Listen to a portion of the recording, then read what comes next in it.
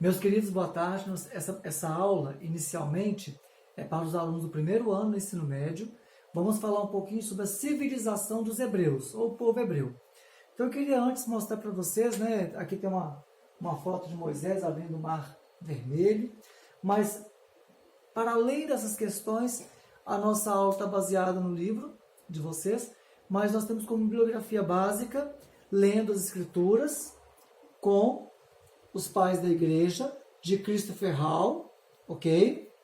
Também, para entender um pouco as questões bíblicas envolvidas, nós vamos usar esse livro aqui, olha, Para Entender a Bíblia, do John Stott, em inglês. Vamos usar como metodologia de arqueologia, já que é uma civilização bem antiga, esse livro específico do Stan Mitchell, Paul Strand, que é o Cristianismo Primitivo, ok? E a Bíblia Pastoral, Bíblia Católica, e uma Bíblia Protestante, a Bíblia de Genebra, ok? Aqui escrita pelo ano de 1550, 560 mais ou menos. Então nós estamos pautados nessa bibliografia.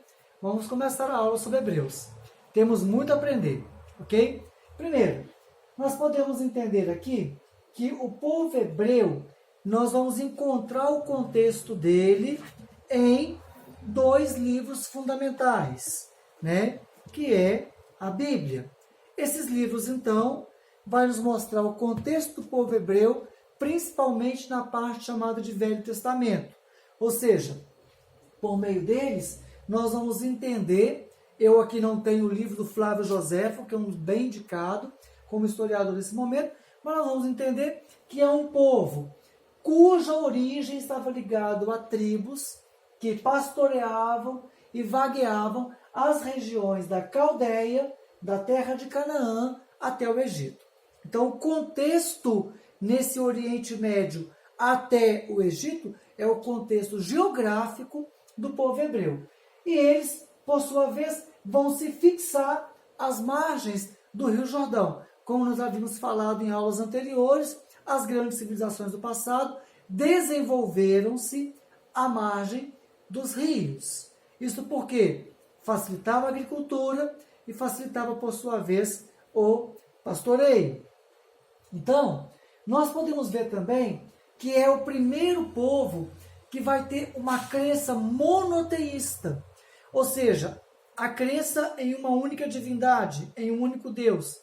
E, por sua vez, essa crença vai movimentar, vai mover, vai organizar todo o sistema de crença, de comportamento, a parte política, econômica e cultural. É o que nós chamamos de monoteísmo ético, porque ele vai dar uma identidade a esse povo, vai criar para esse povo uma identidade específica, proibições, permissões, a forma dinástica, sucessão, de herança, casamento, a própria língua, a forma de construção, tudo isso vai estar baseado nesse monoteísmo ético.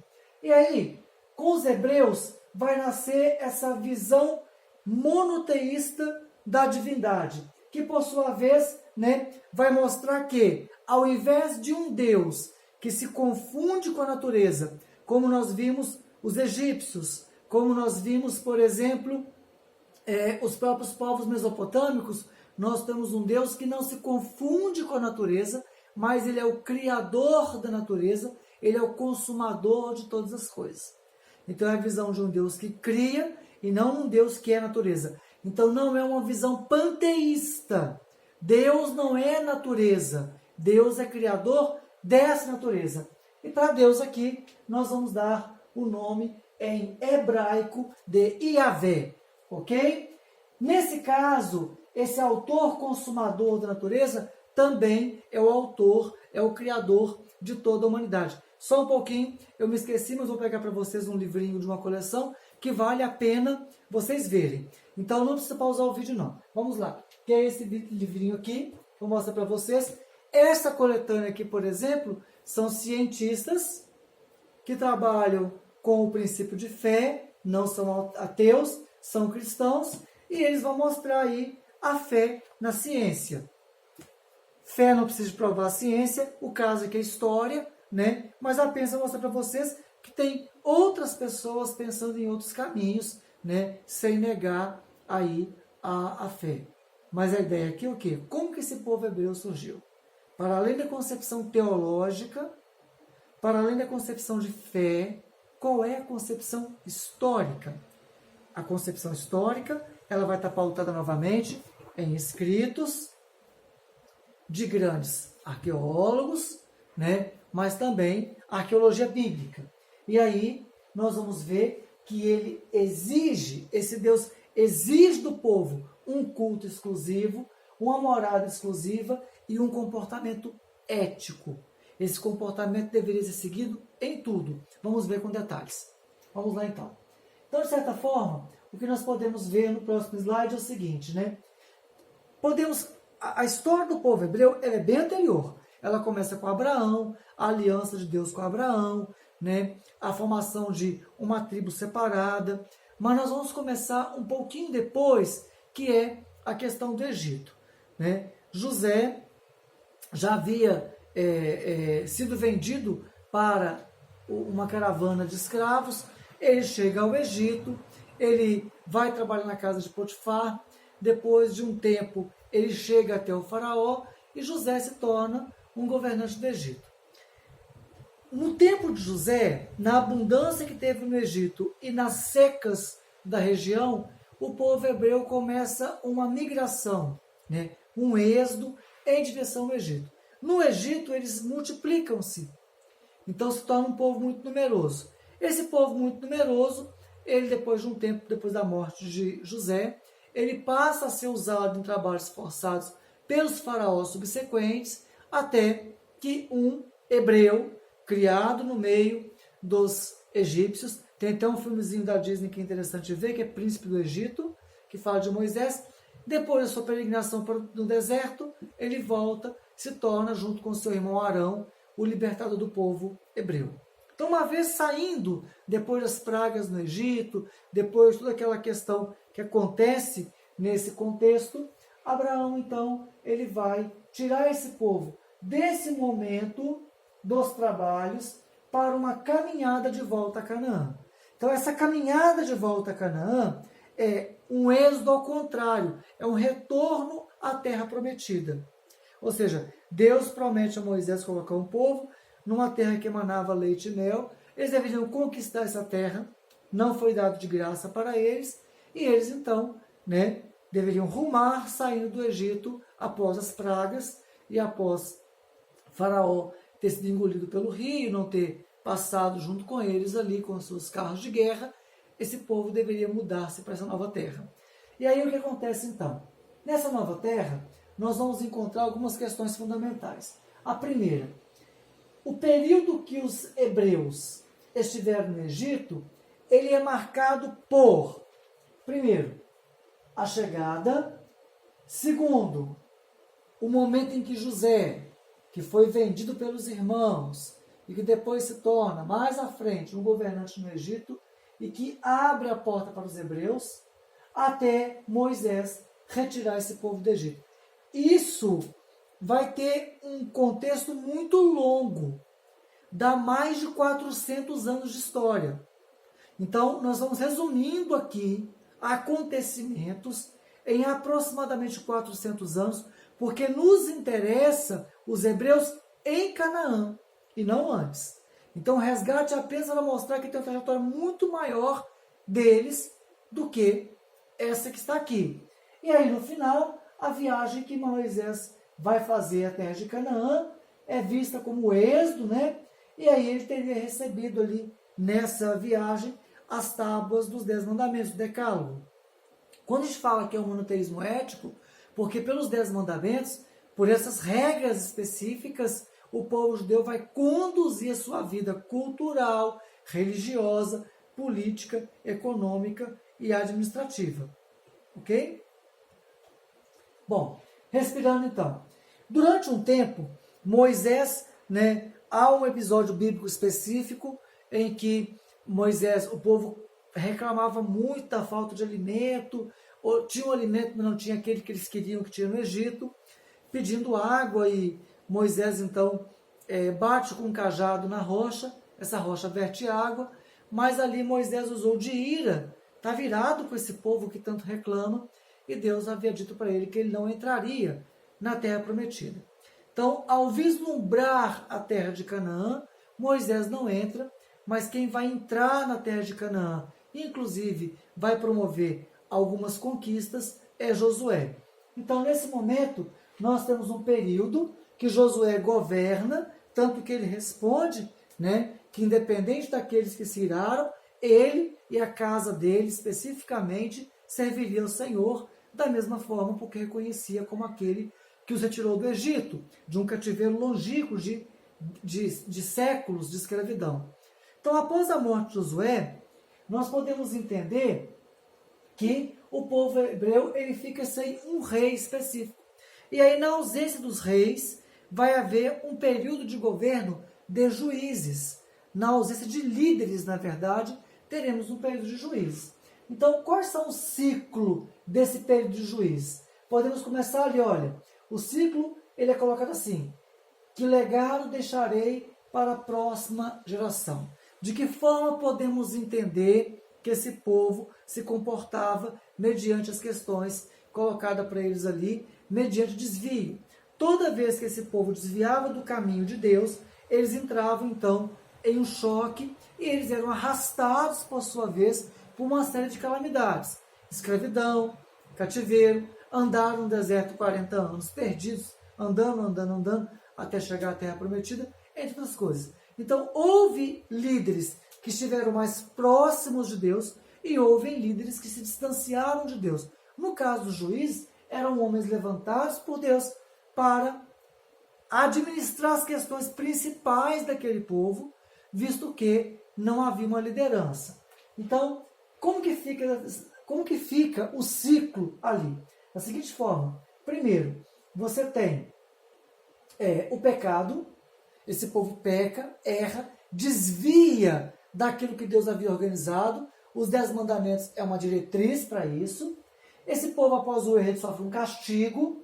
Depois do castigo, esse povo ele vai clamar, tanto é que você vai ver muito comum os judeus se prostrarem em terra, rasgarem as vestes e cobrirem a cabeça com cinzas e terra, ou seja, é uma humilhação diante de Deus. Após o clamor, Deus levanta um libertador. Esse libertador, um juiz, ele vem trabalhar, e aí Deus dá ordens, porém, o povo cai de novo. Então, é um ciclo do pecado que retira esse povo da presença de Deus e coloca eles com castigo, e sempre Deus vai levantando juízes, ok? Bom, esse período então de trabalho dos juízes, se dá após a morte de Josué, e o governo desses ocorreu após o estabelecimento das pessoas na chamada terra de Canaã, na terra prometida. Não era mais na peregrinação. Os juízes vão agir no momento em que esses homens estão na sua casa, na sua terra. Já tem um local, ok? Então vamos lá. Então, por quê? O porquê do governo dos juízes? Se nós abrimos as Bíblias aí, lá no livro de Juízes, então, está aqui no início da Bíblia, lá no livro de Juízes, nós vamos entender um pouquinho sobre isso. Então, lá em Juízes 17:6, capítulo, aqui é sempre o capítulo, tá, coleguinhas? Juízes, capítulo 17, versículo 6. Depois, o versículo 21 e 25, nós vamos ver o seguinte. Lá fala: não havia rei em Israel. Cada um fazia o que achava mais reto. Então, eu posso usar um termo voltado a Durkheim, a M. Durkheim, vocês estão vendo em Sociologia. M. Durkheim fala que, na ausência de regras, impera o caos. Se não há regras, impera o caos, é uma sociedade da anomia. Então, para evitar a anomia, para evitar o desregramento, eram levantados juízes. Bom, esses juízes deveriam seguir a seguinte escala. Primeiro, deveria levar o povo à obediência a Yahvé. Ok? Segundo, ele deveria se afastar do mal, do pecado. Terceiro, a desobediência a Yahvé e as regras levavam ao castigo. E muitas vezes Deus usava outras nações vizinhas para invadir e castigar esse povo. Assim, inclusive, eu estou dando aula para pessoas que são cristãs, não cristãs. Para o cristão, o castigo vem. Para aquele que não é cristão, entenda que o povo acreditava assim. Então é uma ética, é uma identidade. Eles movem a sua vida de acordo com a crença. Não adianta você dizer, não existe. Não, não importa se não existe. Importa que o povo se movia de acordo com essa crença. Ok? Segundo, o povo, então, uma vez arrependido, partia e clamava por libertação. Nesse clamor, Deus levantava um juiz, e esse juiz, muitas vezes, organizava o povo na luta contra o inimigo e no estabelecimento de uma vida sem opressão. E, por final, esse povo, depois do livramento, servia a Yahvé. Onde? Lá no tabernáculo, lá de acordo com os sacrifícios que eram feitos, por aí vai. E aí, nós caminhamos um pouco mais, a aula é um pouco estendida, mas ela fala o seguinte, aqui eu trouxe alguns juízes. Você vai ver os juízes nos livros. Tem os maiores, Otoniel, Eude, Débora e Baraque. Então, para quem fala assim, a Bíblia é muito machista. Uma juíza mulher, ok? Há muito tempo, uma mulher governando o povo. Débora, né? Gideão, Jefté e Sansão. Sansão mais conhecido, né? E os juízes menores, aqueles estatais, Abimeleque, Tola, Jair, Ibsam, Elon e Edom. São homens que trabalharam nesse momento que não havia liderança, ok? Continuando então. Após o período dos juízes, vem a monarquia hebraica. Eu coloquei 3 reis, mas são vários. Vocês encontrarão na Bíblia, tá? Desculpa aqui. Nas Bíblias, vocês encontrarão sobre os reis nos livros de crônicas. Primeiro Crônicas, segundo Crônicas. Ok? Isso é Velho Testamento. Então, um primeiro rei é Saul. Saul se afasta de Deus e aí o reinado passa a Davi. Davi, ele vai conseguir unir as 12 tribos sob uma liderança monárquica. E ele vai preparar a construção do grande palácio real e do templo.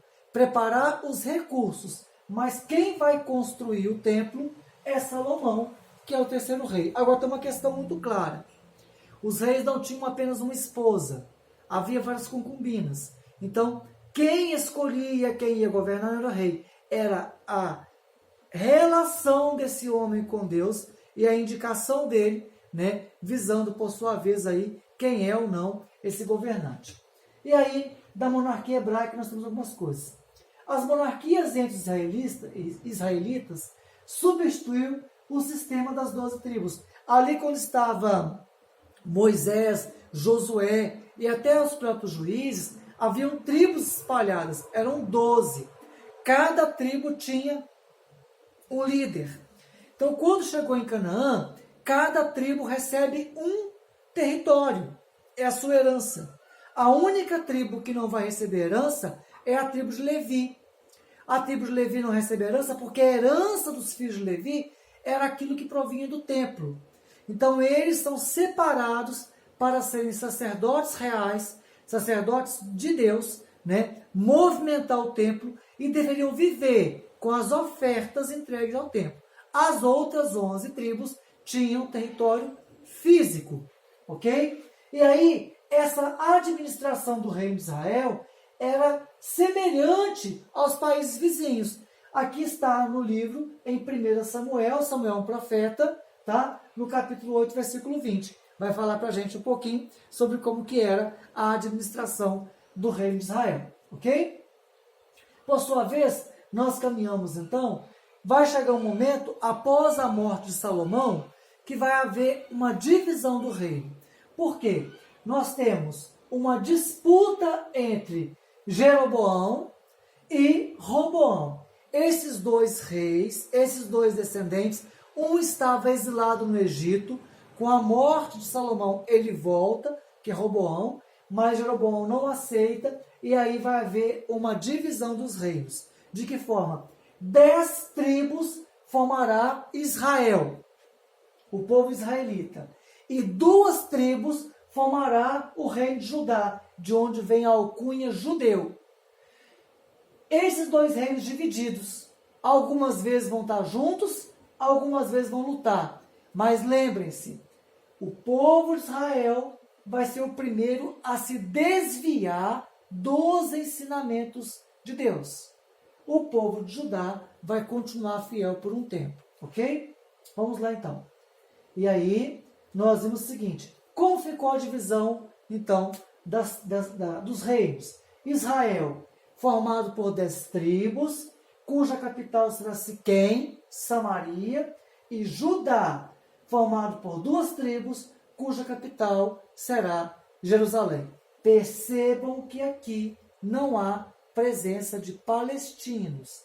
A capital, Jerusalém, é uma capital judaica, do reino de Judá, pertencente ao povo judeu, ok? E aí, para terminar, nós podemos dizer para vocês que ficaria assim, né? Reino de Judá, reino de Israel.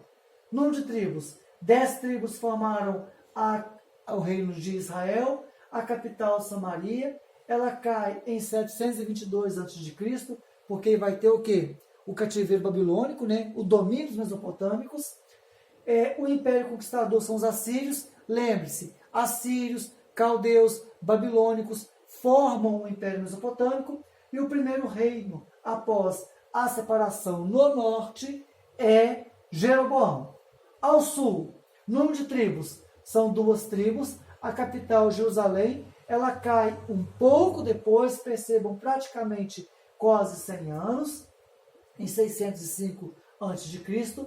O Império Conquistador é a Babilônia. Lembre que nós tivemos primeiro Império Babilônico, segundo Império Babilônico, e por sua vez o primeiro rei após a morte de Salomão é Roboão. Ok? Meus queridos, muito obrigado pela atenção. Até a próxima aula.